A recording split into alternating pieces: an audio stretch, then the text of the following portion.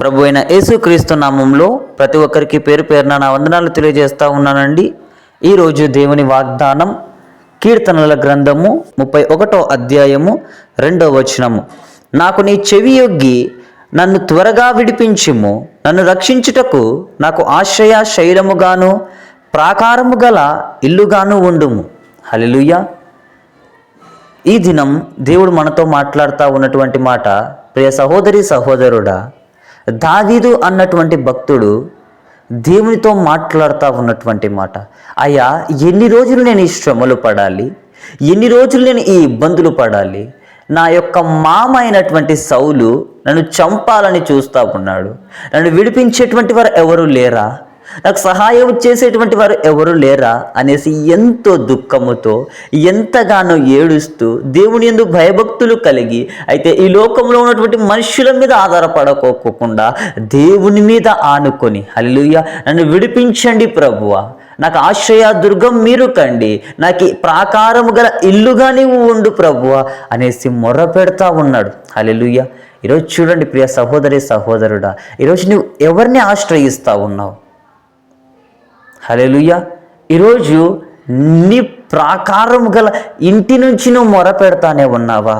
చూడండి, ఇంటికి ఎంత ప్రాధాన్యత దేవుడిచ్చి ఉంటా ఉన్నాడు ఇక్కడ.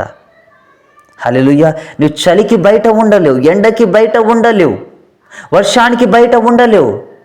అందుకోసముగా ఒక గృహాన్ని దేవుడు నిర్మించి ఉన్నాడు. హల్లెలూయా. ఈరోజు ఆ గృహమును బట్టి నువ్వు సంతోషిస్తూ ఉన్నావా? ఈరోజు నువ్వు విచ్చలవిడిగా బయట తిరుగుతూ ఉన్నావేమో, విచ్చలవిడిగా వ్యభిచారానికి, త్రాగుడికి, లోకానికి, స్నేహితులకి బానిసైపోయి ఉంటా ఉన్నావేమో.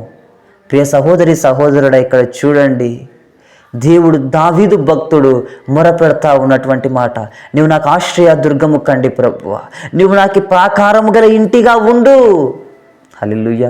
ఎప్పుడైతే నువ్వు ఆయన సన్నిధిలో ఉంటావో, ఆయన యొక్క కంచెలో ఉంటావో, ఈ లోకంలో ఉన్నటువంటి ప్రతి ఒక్క అపవాది క్రియ కూడా నిన్ను విడిచి దూరంగా వెళ్ళిపోతుంది. హల్లెలూయా. ఈరోజు ఎట్టి రీతిగా నువ్వు బయట జీవిస్తానే ఉన్నావు.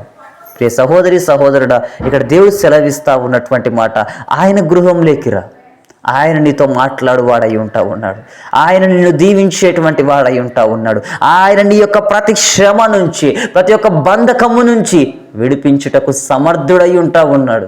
హల్లెలూయా. ఈరోజు నువ్వు సహాయము కోసం మనుషులను అడుగుతా ఉన్నావేమో, అయితే దేవుణ్ణి అడుగు, దేవుడు సహాయము చేసేటువంటి వాడై ఉంటా ఉన్నాడు. హల్లెలూయా. అట్రీతినటువంటి కృపా కనికరము ప్రతి బిడ్డకి అనుగ్రహించబడును గాక. ఆమేన్. దేవుడి వాక్యము దీవించును గాక. ఆమేన్. ప్రార్థన.